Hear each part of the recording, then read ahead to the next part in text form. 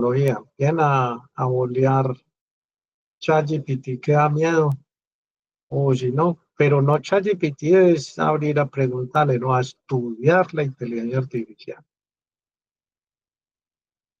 Hay un modelo que se llama, vea, pues yo le digo por qué se van a quedar sin trabajo. Mentiras, no, yo eso es muy horrible, no, se van a quedar sin trabajo. Siempre va a haber gente que se necesite, pero el que quiere ganar billete, pero billete, pues así. Cellavision tiene este modelo que toma las fotos, ¿cierto?, de las células, las preclasifica y hace el modelo, y mire, hace el extendido, ¿cierto? Vea lo que va a hacer la chica ahí, le pone diferentes capas para poder ver mejor, clasifica, mire, ya hizo la clasificación morfológica, trim por capas, ta, entonces dice cuántas hay de cada una, ¿cierto? Si tiene alguna duda, la mira, vea la mira más ampliada. La visión ya está. Entonces nosotros estamos haciendo algo muy parecido hacia la visión, pero más allá de eso, que sea capaz incluso de hacer diagnóstico. ¿Qué es lo mínimo que usted necesita para ir a trabajar y tener un buen trabajo, que mínimamente sepa moverse en todos estos sistemas operativos, ¿cierto? De curioso con lo que hay de tecnología de punta, porque lo que viene es ya la digitalización de todas las pruebas, no solo en hematología, sino en todo, perfil hepático, de todo, ya, un paso más allá. Porque si usted va a ir a una entrevista de trabajo y le dicen que si usted sabe hacer clasificación morfológica con herramientas digitales, y usted dice que hay más o menos, ya quedó descachado. Hay mucha gente. Listo, entonces, chicos, ya tienen que, ese es mi consejo como docente, que le pongan las pilas a bolear herramientas digitales, pero más allá de lo que sea simplemente preguntarle a ChatGPT o estudiarlas. Listo. ¿Me escucharon o no? Sí, profe. Sí, señor. Eso. Brian, por ahí el presidente habló de usted. ¿Quién lo escuchó? Ah, sí, profe, sí. ¿Sí sería verdad o no? Todo lo que él dice es mentira. Ah, pues yo no lo conozco, pero yo pensé en usted y yo, ay, yo tengo este, será por molestar. Arranquemos entonces. Tenemos clase supremamente importante. Recuerde, profe, que el foco de las clases es ir un paso más allá de del simple análisis e interpretación. Mañana está dando un seminario de residentes de toxicología a médicos generales. Y, y le estaba preguntando que en dónde había trabajado y me dijo que trabajado bueno, por allá como en un hospital de primer nivel de Puerto Nario. Y entonces le estaba preguntando lo mismo esta mañana, que si el bacteriólogo me ayudaba con el escandalismo y la interpretación. Me dijo, oiga, la profe, ni bacteriólogo había. Y yo, ¿cómo que no hay? Y yo, sí hay, pero el bacteriólogo me dijo que es muy perezoso, que no va a las 7 y se va a las 3 y que no hace ni turnos ni disponibilidades. Es que ella cuando estaba en urgencias se embalaba mucho. Y entonces yo le dije, ¿y entonces usted qué hace para hacer los hemogramas? Me dijo, no, profe, a mí me toca ir allá, aprender el equipo, correr la muestra, acá el resultado y lo interpreto. Y yo, entonces usted no necesita el micrófono. Me dijo, ¿para qué? Para ir a meter un tubo. Pues, eso lo hago yo. Mientras lo llamo, me dice que no puede ir y vaya a hacer su de Malagana y me lo entrega, pues voy y meto el tubito y ya. Entonces, de nuevo, estas son cosas reales de ser más competitivos en el mercado, porque hacer un hemograma, meter un tubito, no tiene ciencia, lo hace cualquiera. Lo valioso es lo que vamos a ver, cómo interpreto las pruebas, cómo puedo ayudarle al médico dándole una interpretación, una sugerencia, dándole detalles, ¿cierto? Detalles tan sencillos como que la muestra, por ejemplo, está lipémica, está entérica. Esos detalles tan sutiles son súper claves en el diagnóstico. Entonces, de nuevo, las clases de morfobiología que yo quiero dar y el enfoque que queremos dar con el profe, y todos acá, es que ustedes sean muy fuertes académicamente en clínica, ¿cierto? En la parte clínica, y no le olvide que el curso es piedra angular para todo lo que vas a hacer. Si lo vas a hacer en investigación, si lo vas a hacer en el área que quieras, y de nuevo que la clínica es el área más trabajada. Generalidades de la diabetes. Entonces, hablamos en la clase pasada que teníamos una insulina que responde al estímulo de la hiperglicemia. Dijimos que era normal tener hiperglicemia durante el día, que esas hiperglicemias se controlaban gradualmente con la liberación de insulina, que se almacena principalmente en músculo, hígado, ¿cierto?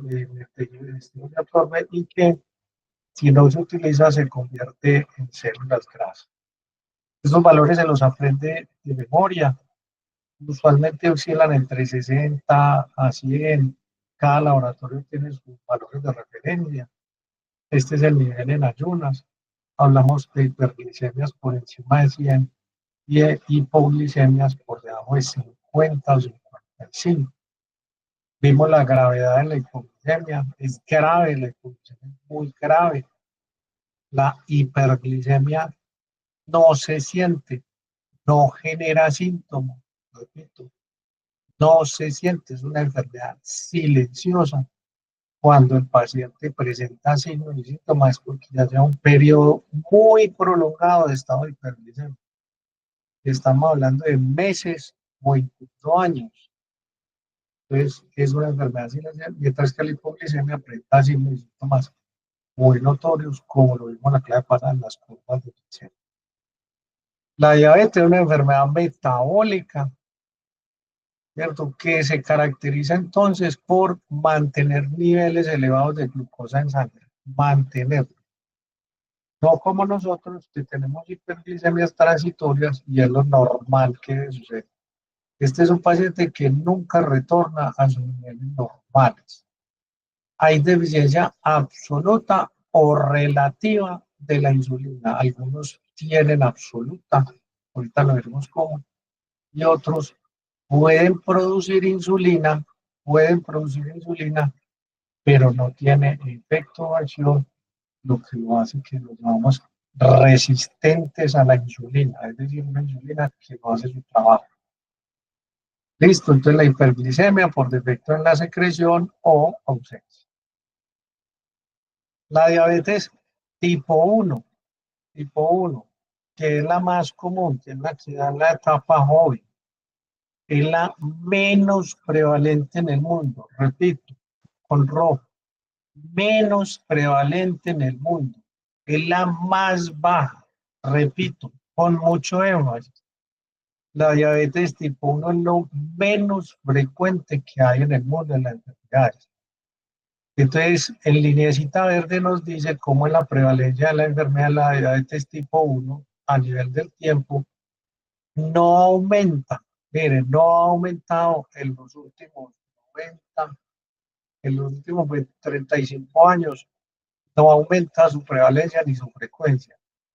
Sigue igual, a pesar de que las poblaciones mundiales siguen en crecimiento.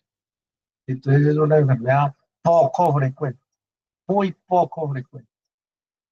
Sin embargo, la diabetes tipo 2, que enseguida veremos sus características, por el contrario, tiene un aumento en los años y en este momento se estima que pueden haber unos 160 millones de personas en el mundo con diabetes tipo 2. Es la más frecuente de todas, la que está en rojo, es la más frecuente de todas. Y en vez de disminuir, pues va en aumento. Se está convirtiendo en una pandemia global y ya vemos cómo está. En Colombia estamos como en un tercer nivel, es decir, es una enfermedad prevalente en nuestro país, hablando específicamente la tipo 2, porque recuerde que la tipo 1, su variación en el tiempo es mínima, responde más al elevamiento de la población general que a la prevalencia o la incidencia de la enfermedad. Cuando hablamos prevalencia y la incidencia es casos nuevos, casi no emergen casos nuevos, lo que eleva es lo que eleva a la población. Es muy estable, no es una enfermedad que esté en crecimiento. La diabetes es una enfermedad silenciosa que no presenta muchos signos y síntomas en sus etapas iniciales y que por el contrario, al ser crónica y silenciosa, a nivel del tiempo presenta unos deterioros orgánicos graves, muy graves y no reversibles. Los efectos son no reversibles. Entonces, estos pacientes, cuando no se controlan, porque vimos que habían pacientes que son no controlados, dijimos que el diabético tipo 1 y tipo 2 que está controlado es un paciente sano, no está enfermo, tiene una condición diabética. Pero el paciente que es diabético y no se mantiene controlado su nivel de azúcar, es un paciente enfermo, lo llamamos paciente no controlado, que tiene riesgo de hacer infarto del corazón, hipertensión, aterosclerosis, daña los ojos, daña los riñones, daña los nervios, hace trastorno metabólico y ya cuando llega aquí a esta etapa final, no tiene reversa, los pacientes usualmente tienen falla multiorgánica y mueren. ¿Cierto? Es decir, el paciente se deteriora en el tiempo y a pesar de que corrija, ¿cierto? Ya el daño en los órganos está realizado, entonces no tiene reversa. O bueno, sí es revertible, pero ya el daño es más difícil de revertir. La clasificación de la diabetes tipo 1, muy bien clasificada, muy fácil, insulino dependiente, es decir, un paciente que no produce insulina, muy fácil, que con eso está en la 8. Tipo 2, no insulino dependiente. El tipo, o sea que sí produce insulina. Sí produce insulina. Repito, sí produce insulina. Y el 1 no la produce. Muy fácil. Hay otras diabetes aún menos frecuentes, pero que se tienen en cuenta que una es secundarias a otras causas, otras enfermedades que conllevaron a que el paciente se volviera diabético. Ejemplo, que le quiten el páncreas, que haya un trastorno abdominal, que haya una infección a nivel abdominal que haya afectado los órganos como el páncreas, las autoinmunes. O sea, otras enfermedades que conllevan a que el paciente destruya el páncreas. Las diabetes gestacionales, como su nombre lo dice, son cuando la mujer está en embarazo. Es normal y hay dos tipos. La que queda en embarazo y le da diabetes durante el embarazo y vuelve y tiene el niño y se vuelve normal. Y hay otras que les da diabetes, tienen el parto y quedan diabéticas. De todos tipos, cualquiera de las dos sucede. La menos frecuente es después del parto queden diabéticas, es muchísimo muy baja la tasa. Diabetes tipo 1. Voy a hacer un quiz al final de esta clase acerca de la diabetes tipo 1 y tipo 2, para que ponga mucha atención. Entonces, vamos a hacer un quizecito al final para que tengamos claros los dos conceptos que nos tienen que quedar. Es muy fácil, es supremamente fácil. Sí. De ahí, sí. Porque a las mujeres embarazadas les da diabetes. Es una condición no explicada. Usualmente tienen base genética, es decir, usualmente tienen herencia, usualmente, pero no es que dé espontáneamente, muy baja su frecuencia. Llamada juvenil empieza aproximadamente cuando comienza la adolescencia. Hay otras diabetes más pequeñas, pero lo más común es que cuando comienza esa adolescencia o en la adolescencia se desarrolla la enfermedad, se desarrolla. Solamente el 5 al 10% de todos los casos de la diabetes. Ya es muy claro, se sabe muy bien que es una enfermedad autoinmune. Ya es claro, está evidenciado que esta enfermedad es una enfermedad autoinmune que tiene características hereditarias. Si en la familia hay personas con diabetes, le va a dar diabetes, porque es un peso muy alto. ¿Qué consiste en la destrucción selectiva de las células beta, que son las que la fabrican?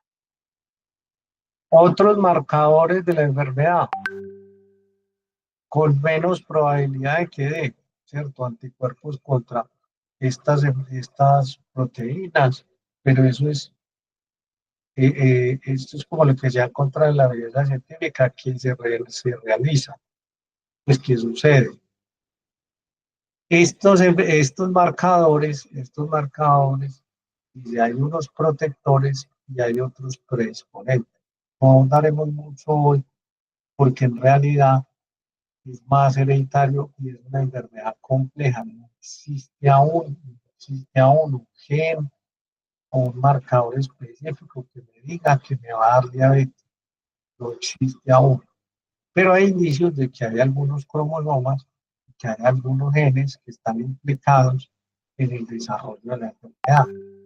Es compleja porque como es una enfermedad autoinmune, ¿cierto? El problema no está en las células beta, sino que es un problema parece del sistema inmunológico. Daño y edad, la destrucción de las células beta, muy variable, la mayoría de las veces es muy rápida, es decir, la enfermedad avanza, usualmente en un periodo de 30 días, en niños y adolescentes, en algunos es más lento. Lo más común es que ocurra en niños o adolescentes, pero puede dar en cualquier edad, lo más común, pero puede dar en cualquier edad. Y ya vimos que la edad más predominante es la adolescencia. Características de la diabetes. Brian,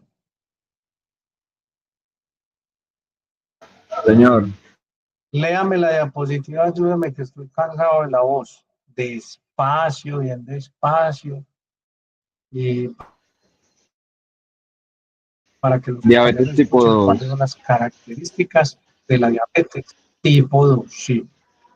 No se observa acción de la hormona. Resistencia periférica a la acción de la insulina.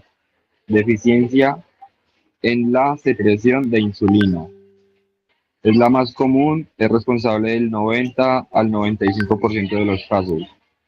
Se llamaba de comienzo en el adulto, se llamaba de comienzo en el adulto o diabetes del adulto mayor a 40 años. La obesidad es el principal factor de riesgo. Perímetro central mayor a 100 centímetros. Bajar de peso mejora la condición. Gracias. Voy a corregir aquí un detallito que acabamos de detectar. Es llamada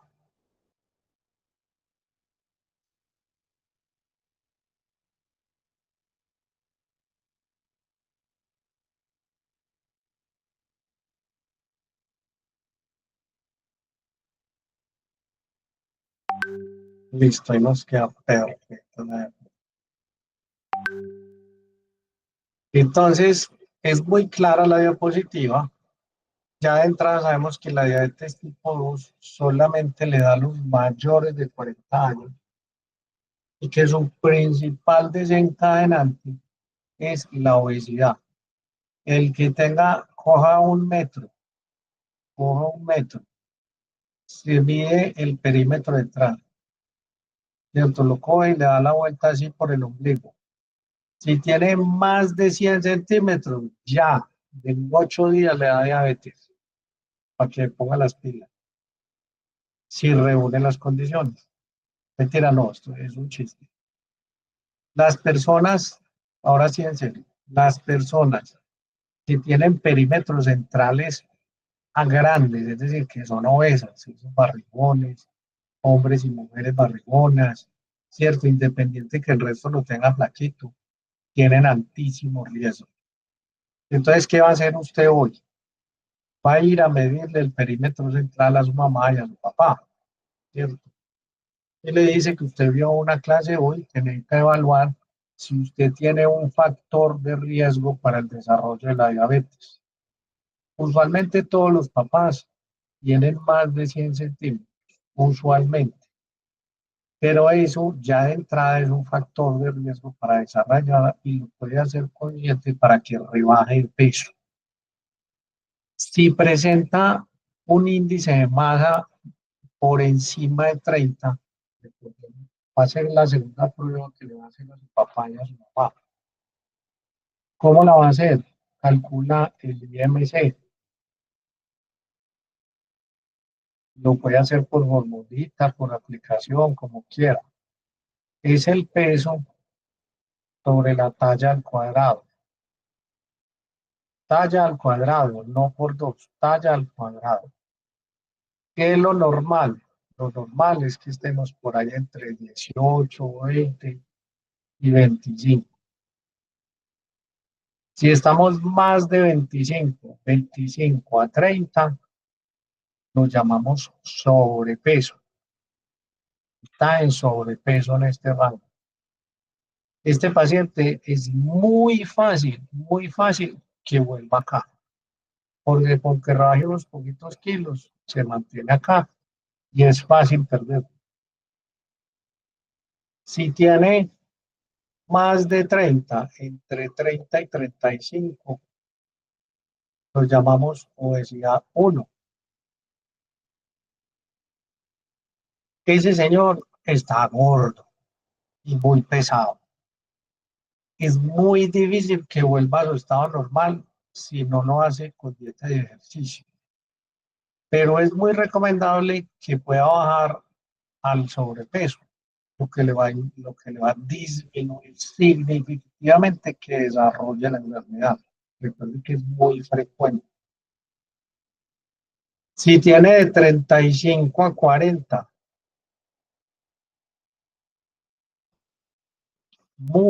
se llama obesidad tipo 2, muy pesada, muy gordo, ya tiene problemas con la movilidad, tiene problemas, es de que es muy bonito, entonces suda por todo, camina una cuadra y ya está agotado, no le da la respiración, ¿cierto?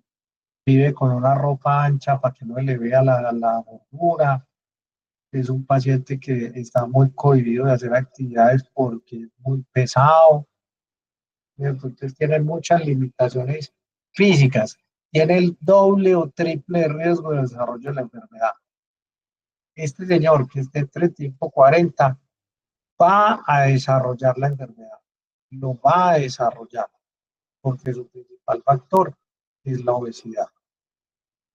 Y obviamente, pues que cumpla la condición de que sea mayor.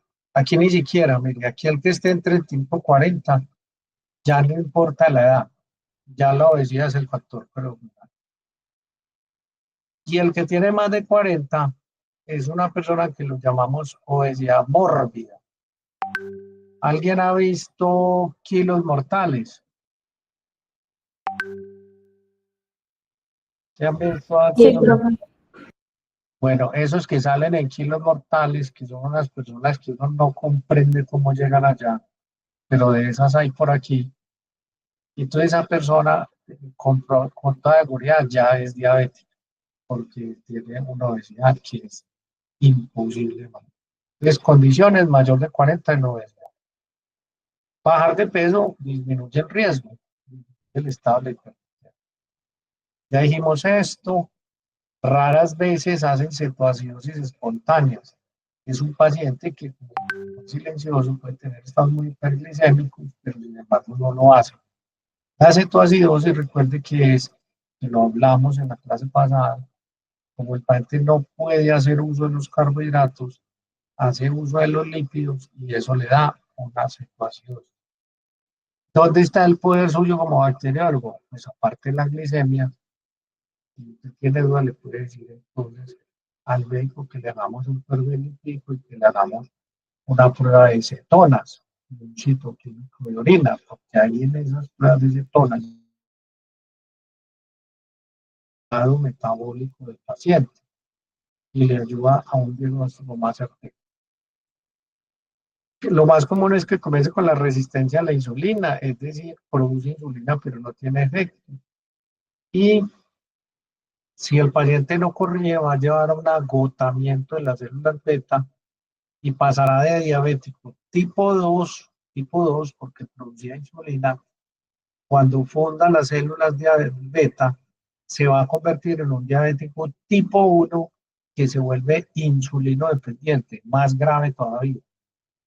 Entonces, la idea de que le digo que usted va a hacer el diagnóstico de su familia, ya sabe cuáles son los criterios. Entonces, uno, anote la edad.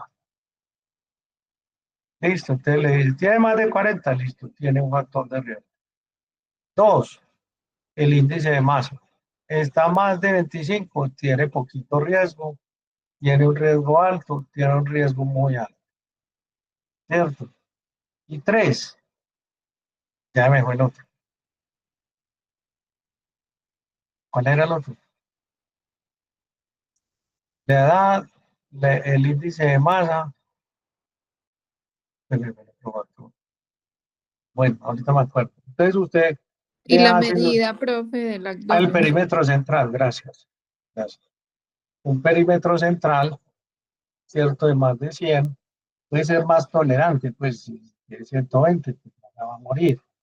Pero entonces, como decirle, bueno, ¿qué es lo ideal? Que tengamos 100. El planito. Profe, soy joven, tengo un índice de masa entre 20 y 25, no tengo la edad, pero sí estoy barrigoncito o barrigoncita. Bueno, ya sabe que si disminuye esta condición, entonces será muy saludable en el tiempo. Insulinemia, listo, va a llevarlo a diabetes tipo 1. Ah, ya, si tiene estas tres condiciones, pues va a iniciar como diabético tipo 2. Como la gente es muy descuidada y es una enfermedad silenciosa que tiene hiperglicemia para no le paran bola, entonces el mayor riesgo de que termine insulinémico, perdón, que termine diabético tipo 1 y insulino dependiente. Hay predisposición genética, no es muy clara la tipo 2, ¿no? Parece ser que las razones más atribuibles es la obesidad. Por eso está en aumento. ¿Por qué está en aumento? Porque la pandemia es el principal factor desencadenante de la pandemia. La pandemia ahora es el principal. Esperar. Entonces, discúlpeme un segundo.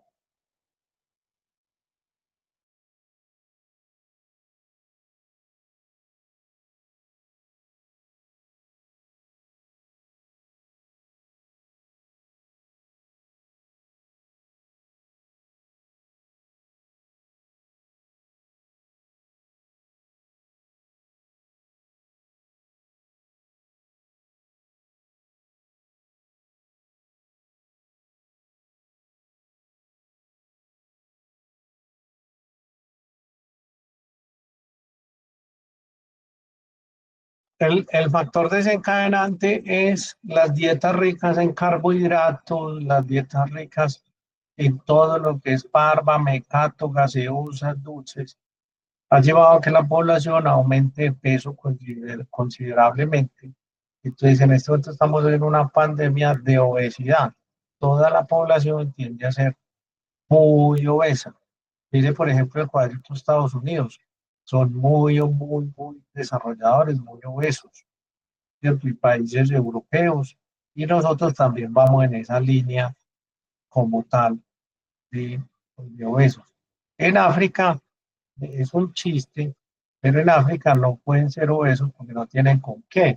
Entonces, usted mira en África, todos están muy saludables. El problema es que ellos tienen que preocuparse no es de la diabetes tipo 2, sino de con qué comer. Recuerde que si el chiste le gustó, puede mandar risitas por acá. No le gustó.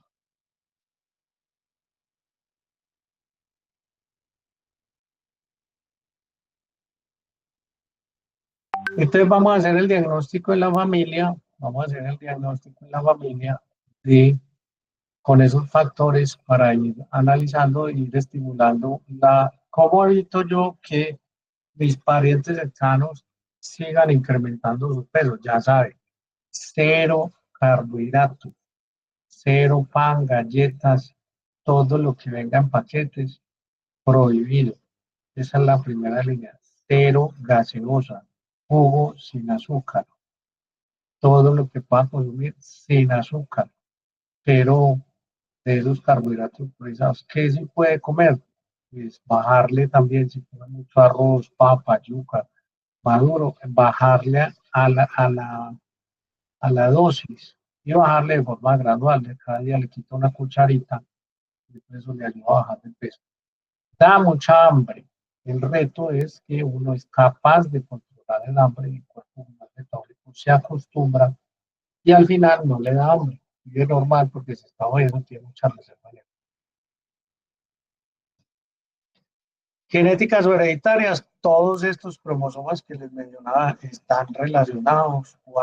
Han habido estudios de asociación, pero ya vimos que es una enfermedad compleja, no existe uno como tal, son los que más. Son llamados usualmente Moody, ¿cierto? Y no es todavía como definir que estos son los pacientes específicos. Los defectos genéticos en la acción de la insulina, entonces la resistencia a la insulina tipo A es un defecto genético específico que da resistencia a la insulina tipo A, pero eso es muy bajo en la población.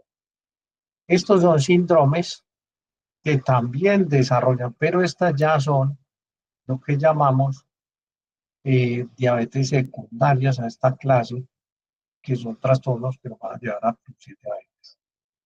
Otras, las que ustedes quieren saber, ¿cuáles son las secundarias? La pancreatitis, un trauma que le quiten el páncreas.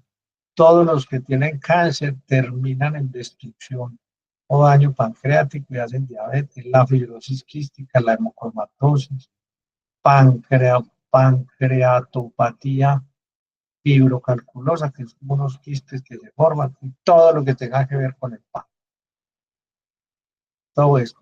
Y todo el que tenga alteración endocrinológica tiene riesgo de desarrollarlo. Acromegalia, síndrome de Cushing, glaucoma, feoconmontoma, hipertiroidismo, todos estos pomas que son tumores endocrinos, terminan afectando la secreción. Otros desencadenantes, hay factores virales, usualmente en el paciente joven, en el diabético tipo 1, lo que hoy, la enfermedad se desencadena luego de alguna infección viral o bacteriana. Es decir, el paciente sufre una gripa y después de la gripa empieza a presentar todos los síntomas de diabetes tipo 1. Todos los síndromes que a usted le ocurran pueden estar produciendo diabetes tipo 1. Estos son los virus más comunes, incluyendo la gripa. ¿Qué más? Químicos también, tanto por fármacos como exposición, pueden llevar a producir en menor grado. Diabetes estacional. Es cualquier grado, o sea, poquito, mucho, muy alto, lo llamamos estacional. Usualmente Usualmente las mujeres en gestación tienen estados hiperglicémicos, es decir, están más por el lado del 100, más por el lado del 100 que por el lado de 60. Esa es una condición natural del embarazo. Pero si persiste o es más de 100, entonces la llamamos diabetes gestacional, ¿cierto? Usualmente en el primer embarazo se manifiesta, ¿cierto? No importa si requieren insulina, solo dieta para el control. Algunas responden muy bien a la dieta. Si con la incondición consiste después del embarazo, entonces ya queda ya. Prevalencia, muy poquito, un 14%, no de la población general, sino de todas las diabetes que hay. ¿Qué llamamos entonces la alteración de la glucemia en ayunas o la prueba que llamamos prueba de la tolerancia oral a la glucosa, PTO? Voy a ponerla acá de una vez. Porque esta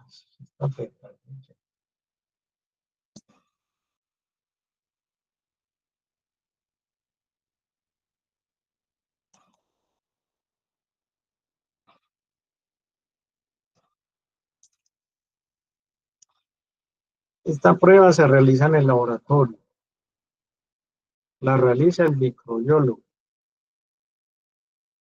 ¿cierto? ¿Qué decimos en esta prueba? ¿Para qué la hacemos? Es una prueba de tamizaje para ver si el paciente presenta riesgo de desarrollar diabetes tipo 2. Ahora la llaman prediabetes. Vamos a decir cuándo es prediabetes. Una prueba de tamizaje para evitar que los pacientes avancen a una insuficiencia total y lleguen a la diabetes tipo 2. Valores son candidatos quienes presenten cifras en ayunas entre 100 y 125. Si usted quiere reforzar su diagnóstico que le está haciendo a su papá y a su mamá, fuera de todos estos factores que ya me borraron, fuera del perímetro central, la edad, de masa corporal, le hacemos un examen de glicemia que eso vale como 30, 40 mil pesos, por caro que le valga, valdrá 50.000.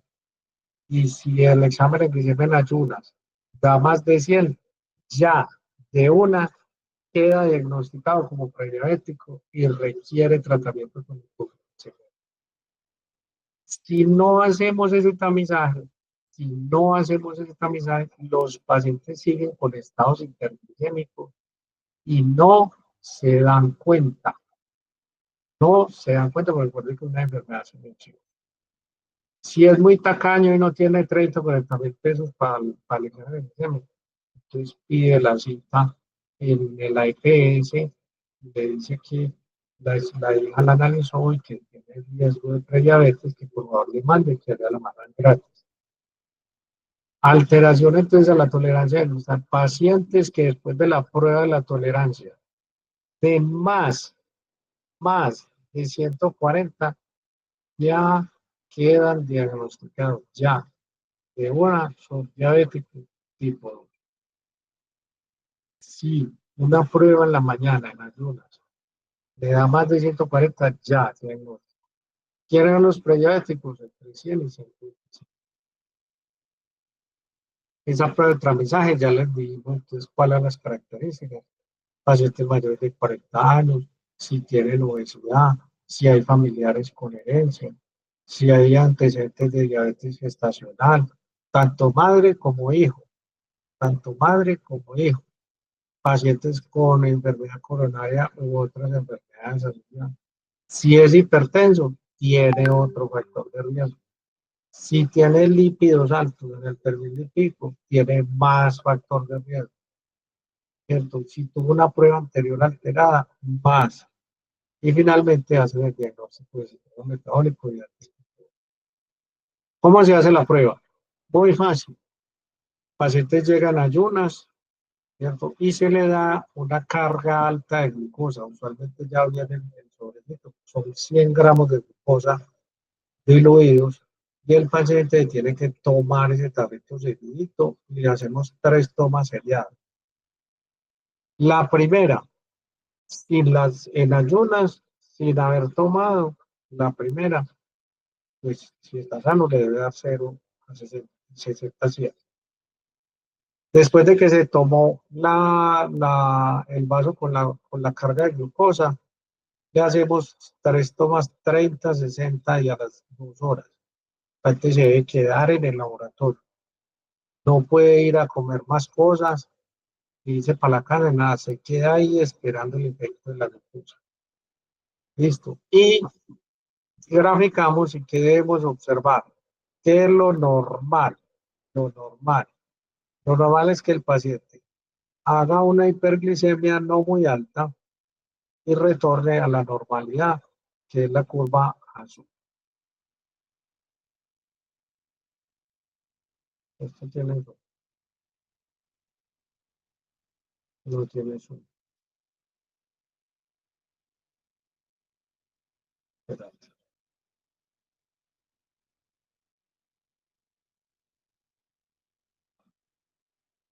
No tiene zoom.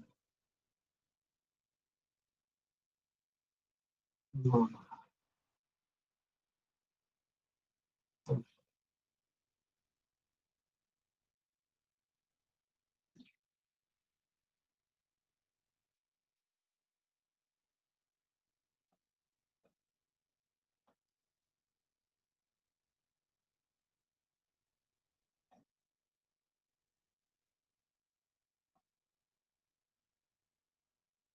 Por ahí. En azul, la normal. Parte toma la carga y entonces la carga, entonces le da un estado de hiperglicemia, pero rápidamente, en menos de 2 horas, debe otra vez estar en el estado de la normalidad.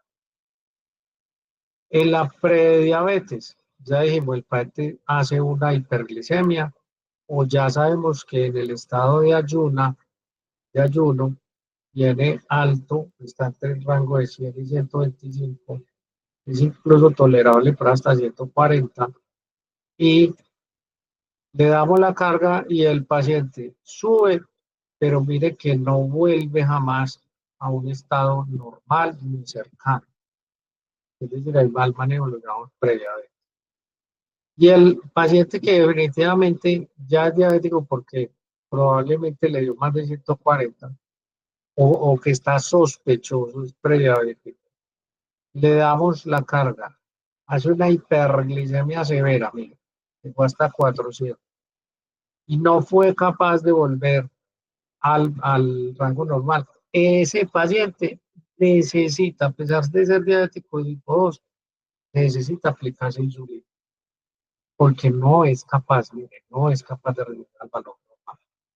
Mientras que estos moderados los podemos tratar con hipoglicemiantes, fármacos que ayudan a disminuir la glicemia sin necesidad de aplicar. El microbiólogo es clave en el diagnóstico, clave en realizar bien la toma seriada, la prueba, hacer un reporte cuantitativo preciso, exacto, y anotar si los pacientes presentan o no signos o síntomas. Un segundo que está haciendo urgente.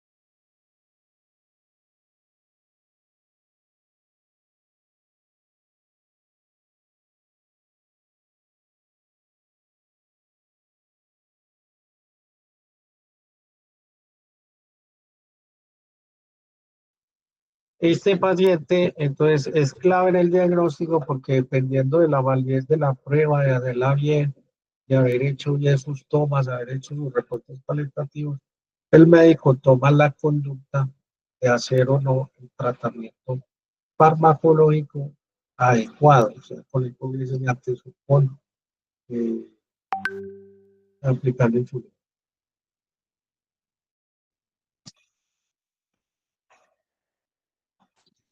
El paciente, si presenta estos tres signos, tanto en la tipo 1 como en la tipo 2, tipo 1, tipo 2. Si el paciente presenta polidipsia, mucha sed, toma mucha agua porque le da mucha sed, le da mucha hambre, y fuera de eso, orina mucho, ya tiene usted casi que el diagnóstico, lo único que necesita es confirmarlo por el laboratorio.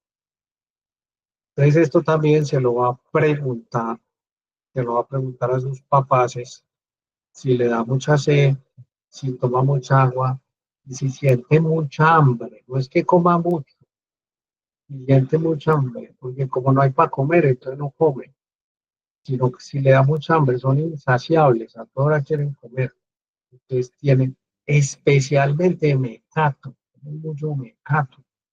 Entonces, esos pacientes son candidatos para el desarrollo. En el joven, esos tres más la edad de adolescentes, ya de una vez el paciente está con los síntomas claros. Si hay antecedente familiar, si hay síntomas asociados con la hiperglicemia, son pocos, pero este ya en los estados crónicos, que pierda la visión, que haya disfunción renal, cuando son crónicos.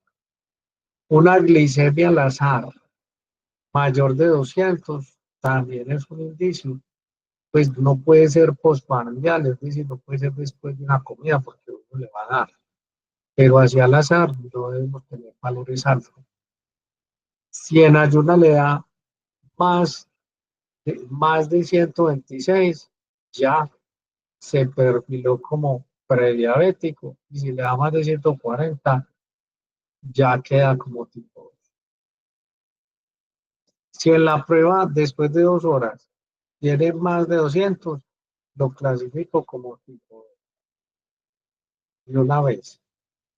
Aquí si le da 126, prediabético. ¿Listo? Criterios que deben repetirse, buena manera.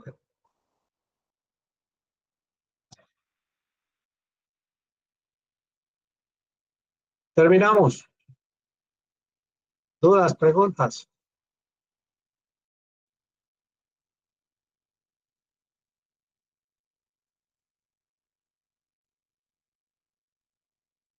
Aló, que si hay dudas, que si hay preguntas.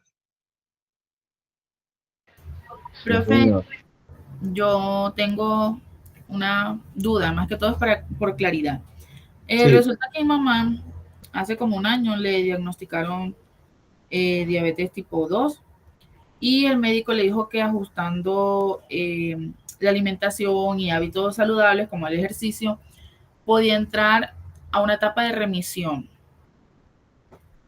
Sí. Ella ya está en el 5.º piso de vida. Entonces, eso sí es ¿Cuánto es el viable, quinto piso? o sea, los 50. Sí. ¿Eso sí es viable en su edad o eso solamente es como para los más jóvenes? No, ella incluso podría volver a los índices normales si se compromete a hacer ejercicio, si se compromete a bajar de peso y tener una actividad física constante, el cuerpo metabólicamente se ajusta, se ajusta. Pero eso quiere decir que puede volver a la condición normal, no va a desarrollar diabetes tipo 1 y probablemente, si está muy bien, le quiten el fármaco hipoglucemia. ¿Qué pasa? Que los pacientes prefieren seguir comiendo como marranos y tomarse la metformina, ¿cierto? Sí. Porque la metformina les mantiene el nivel de azúcar, pero igual siguen engordando como marranos. Entonces la enfermedad nunca va a tener remisión y por el contrario va a pasar, entonces que va a pasar a tipo 2, a tipo 1. Ajá. Dígale a su mamá que el promedio de vida de un paciente adulto tipo 1 no supera los 10 años. Dios mío. Una vez se vuelve tipo 1, en esa edad,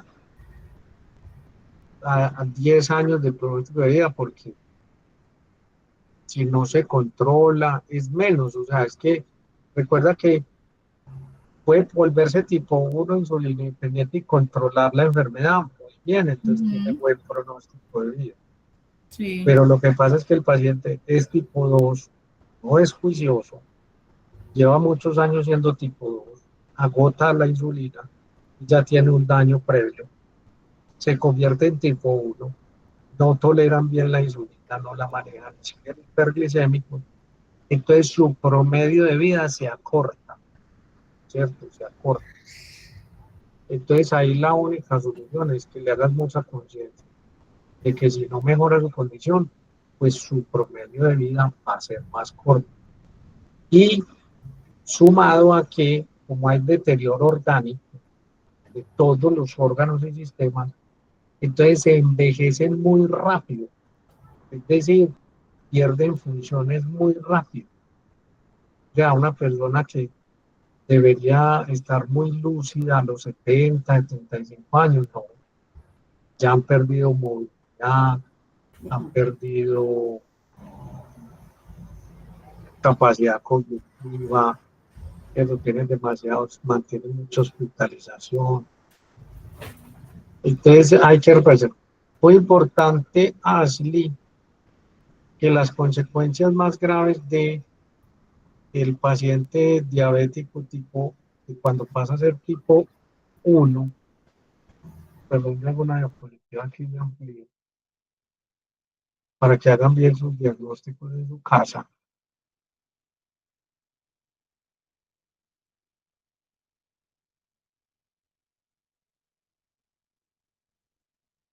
¿Cómo es cierto? Entonces lo que va a pasar es que tenemos una evolución de un paciente que después de los 40 tienen los factores de riesgo,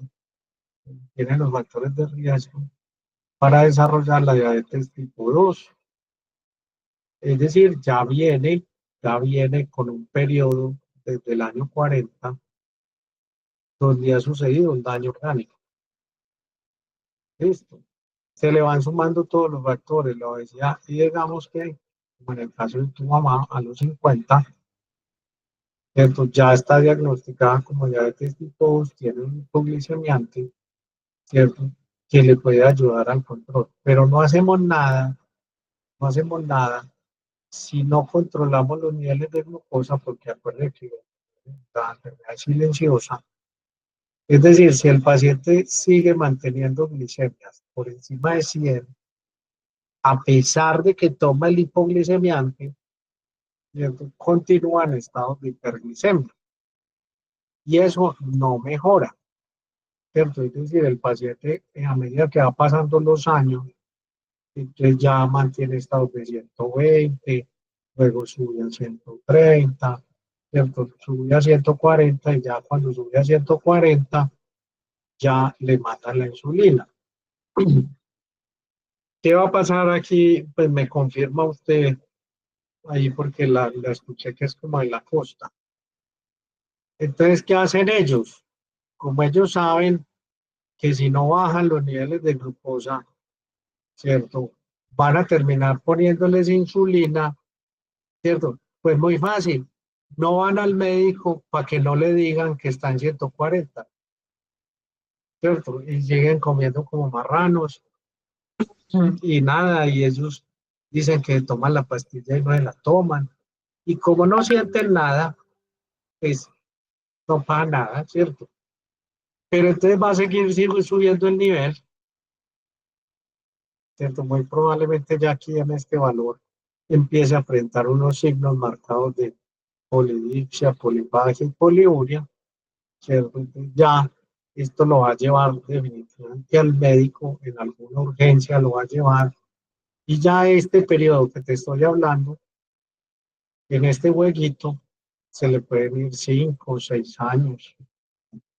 Pues no sabemos, puede ser hasta menos, pero la gente evadiendo su enfermedad, como es silenciosa, se van quedando ahí quietico y no se cuidan, no hacen sus glicemias rutinarias, entonces se hacen los locos. Entonces aquí ya hubo un daño, ¿cierto?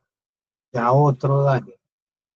Y a partir de la diabetes tipo 2, como les da Tanditi tipo 1, ya este se convierte en uno, ya se convirtió en uno porque ya, pues, ya no le gusta, pues ya quemó las células tipo 1.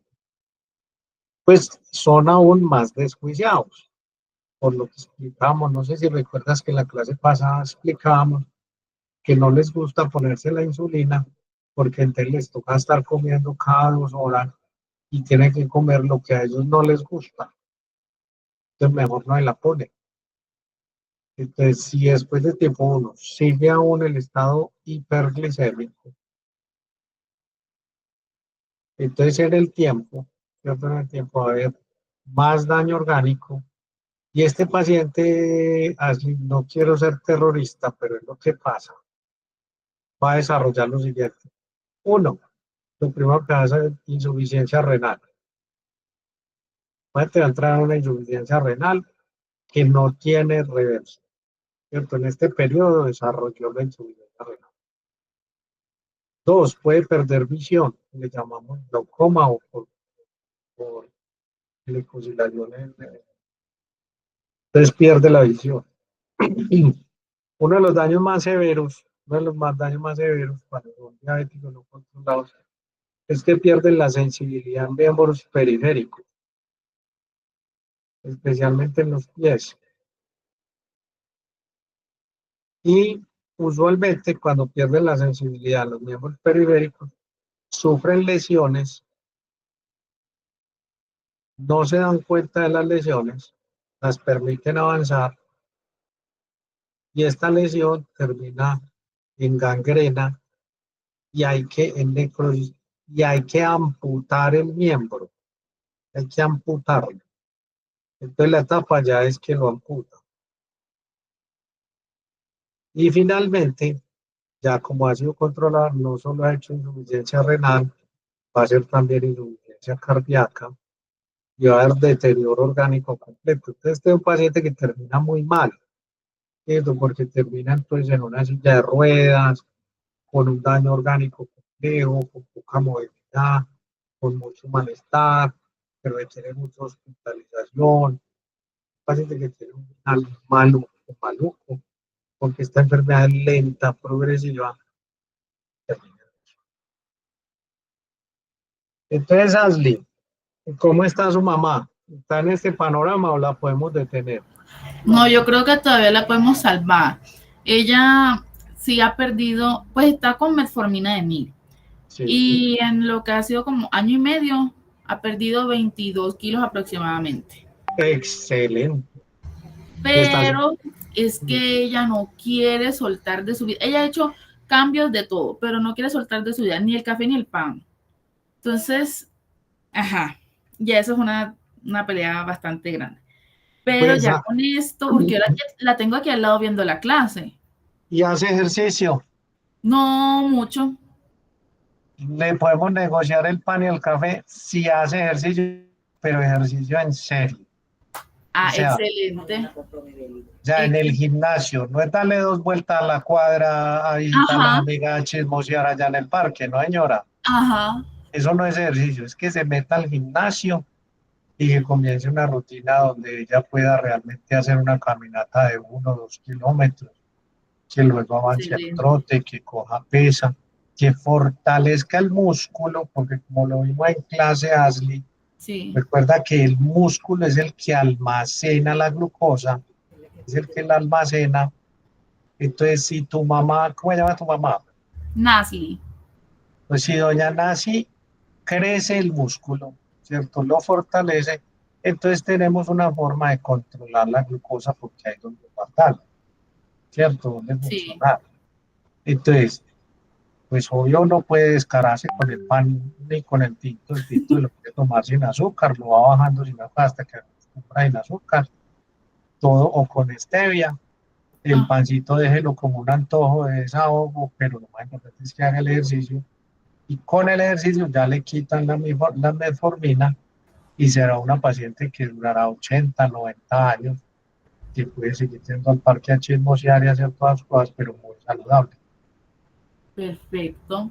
Si Excelente. no, le toca entonces que usted por ahí a los 65 la lleva en la silla de ruedas y la deja ya 3 horas Ay, en el no. sol, la deja ahí 3 horas al sol, No. la que chismosee con sus amigas de todas sus desgracias, males, operaciones y cirugías, Pero en silla. Ay, en no. silla, y la entramos, ¿cierto? Porque ya está Ay, muy no, y sin tarde. pie. Ay, no. No, y me da No. más risa porque a veces llueve y a uno se le olvida, entonces la dejan mojándose allá. Imagínese. Y sin un pie. Ay, Ni no. llega. Ay, no. No da. No, no, no, no. Entonces, si le toca sacarla en la silla, no se le olvide echarle la sombrilla Claro. No, diga, para que no. no se vaya a mojar, la deja ahí debajo de una sombrita. Le dice que la recoge para las 6 que salga al trabajo. Ah, pues aquí está al lado rezando. Es que yo a ella la puse a escuchar esta parte porque de verdad es Ah, una lucha bueno. constante con ese café y ese pan. Doña Y, mamá de Ashley, me hace el favor, métase al ok, gimnasio, consiga un entrenador personal, métase a grupos de caminata, grupos que realmente tengan alta exigencia de ejercicio, y eso le va a mejorar su condición y va a ser una mujer sana y bonita por muchos años. Gracias. Ya de todas formas, yo compré un velillo y esta semana ya comienzo con el velillo. ¿Qué es el velillo? Perdón. El saltar la cuerda. Ah, bueno, arranque por ahí, pero lo mejor, doña Ale, es que vaya al gimnasio, porque en el gimnasio pues, ya hace amigos, el entrenador la obliga, usted ve mejoría, o que vaya a los grupos, ¿cierto?, que hacen la caminata por allá, que van al Cerro Tusa, el otro van por allá lejos, y Sí, a a mí eso visitar charcos, me gusta el senderismo. eso, lo ve. pero hace senderismo en forma, no es que haga, después de que comió 3 panes en la semana, vaya hace un ratico de senderismo, no. No, a ella le gusta ver el senderismo en el TikTok, pero no lo Ah, hace. no, ese es grupo real, físico, hay que ir cada 8 días, hay que ir, y en la semana reforzar. Así es. Ay, muchas gracias.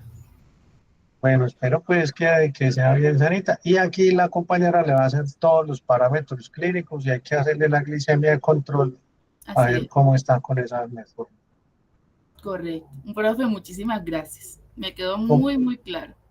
Listo. ¿Y quién más tiene de pronto alguna duda, algún familiar que tenga un paciente similar o que sospeche que el papá o su familiar está parecido?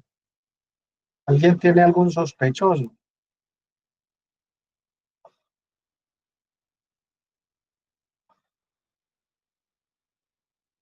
Profe, una pregunta.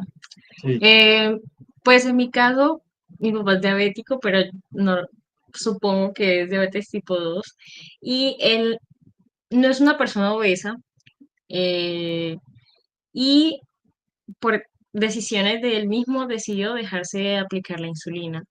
Entonces yo pues no tengo muy claro pues qué cosas le podrían traer a él y si eso también podría influir en su esperanza de vida. ¿Y hace cuánto es diabético? Varios años, por ahí más de 5 años, creería yo. ¿Y cuántos años tiene? Tiene como 48, 50 años. Entonces, ¿qué diabetes tiene? Esa sí la puedes deducir. Sí, es ¿Tipo tipo 1 o 2? 2. Eso tiene la 2. Entonces va a ser lo mismo que tiene la mamá de Ashley, ¿cierto? Si se aplica si se aplica la fórmula, le mandaron insulina. ¿Está con Sí, insulina o con hipoglicemiante? no con insulina, pero él dijo, no, ya no quiero seguir aplicarme si se la dejó aplicar. Bueno, entonces ya sabes que va a mantener unos estados de hiperglicemia, porque si no está controlando con la insulina, ¿cierto? Va a mantener unos estados de hiperglicemia y que como es una enfermedad silenciosa, no siente nada, le va a pasar todo esto mismo que estamos viendo, ¿cierto? Un deterioro orgánico crónico que va a terminar en insuficiencia en eso. ¿Cuándo? No sabemos. No sabe. Y es juicioso con la Ok. dieta y el ejercicio. Sí, sí, eso sí. Bueno, y hace buen ejercicio. Eh, pues realmente qué tan bueno, no lo sé, pero sí sé que no, o sea, no es una persona, se alimenta muy bien, no consume pues mucho pan, ni galletas, ni cosas así, y sí sale a caminar. Caminar no es un ejercicio como tal. Caminar es una función básica de la vida que obviamente mejora, ¿cierto? Mejora, pero no eleva la condición física, no la eleva. Pero entonces, cuando hablamos de ejercicio, estamos hablando de personas que puedan trotar 1, 2, 3 kilómetros en una banda continua por 15, 20 minutos, que puedan alzar unos pesos promedio, que haya un refuerzo de la masa muscular. Eso es ejercicio. Caminar sirve, ¿cierto? Sirve, pero no es el ideal, pues no llegamos al ideal. Es probable que haya un control o que tenga unos estados de glicemia, no sabemos. ¿Sabes el último reporte de glicemia? Yo, No sabemos, por eso entonces el microbiólogo, tú como microbiólogo, ¿qué debemos hacer? Unas glicemias de control, a ver si ha mejorado o no ha mejorado, ¿cierto? Si ha mejorado o no ha mejorado. No te podría decir si necesita o no la insulina sin saber exactamente los valores de glicemia ni valorarlo clínicamente. Pero lo ideal es que si volviera a hacerse los controles para ver si mejoró la condición, hay que retirar uno de los fármacos, ¿cierto? Porque lo que pasa a veces es que hay pacientes que, por ejemplo, iniciamos con metformina y no responde, entonces les mandamos insulina. Pero los pacientes mejoran mucho en peso, talla y en forma, entonces les retiramos la insulina, se le puede retirar la insulina y vuelven a quedan con comportamientos manejables, solamente con la evaluación. Dígale que no le dé miedo, que vaya y se evalúe y que si él es una persona juiciosa que ha modificado su dieta y hace su ejercicio, probablemente haya mejorado su condición. ok, vale, gracias, profe. Pero tiene que ir al médico. Sí, claramente. Desde que una enfermedad silenciosa, entonces nos puede hacer daños que no vemos evidentemente por ahora.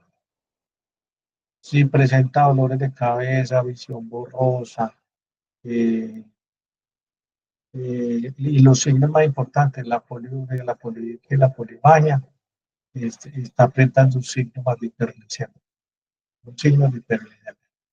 La constitución no siempre está asociada, no siempre, a pesar de que son la obesidad, a pesar de que la obesidad es uno de los principales factores desencadenantes, no siempre todos los pacientes diabéticos tipo 2 son obesos, ¿cierto? Es un factor desencadenante, pero no es obligatorio, no es obligatorio. Entonces, si su papá es delgado, pero tiene diabetes tipo 2, pues tiene diabetes tipo 2. Vamos a hacer. Vale, profe, gracias. Tarea para la próxima, entonces, por favor, la próxima sesión me recuerdan, hagan las valoraciones de sus papás para que apliquemos estos conceptos y eso así le ayuda a interiorizar el tema, le ayuda a comprenderlo mejor y en la evaluación le va a ir todo un éxito porque usted ya la tiene fresquita con el referente de su papá y su mamá, ¿cierto? Le valora todos los parámetros y entonces al menos, mire que aún después de ver la clase, los estudiantes confunden la 1 con la 2. Pues al menos un logro importante es identificar qué tipo de diabetes tiene el paciente de entrada. Eso es un logro muy grande. Bueno, chicos, feliz noche.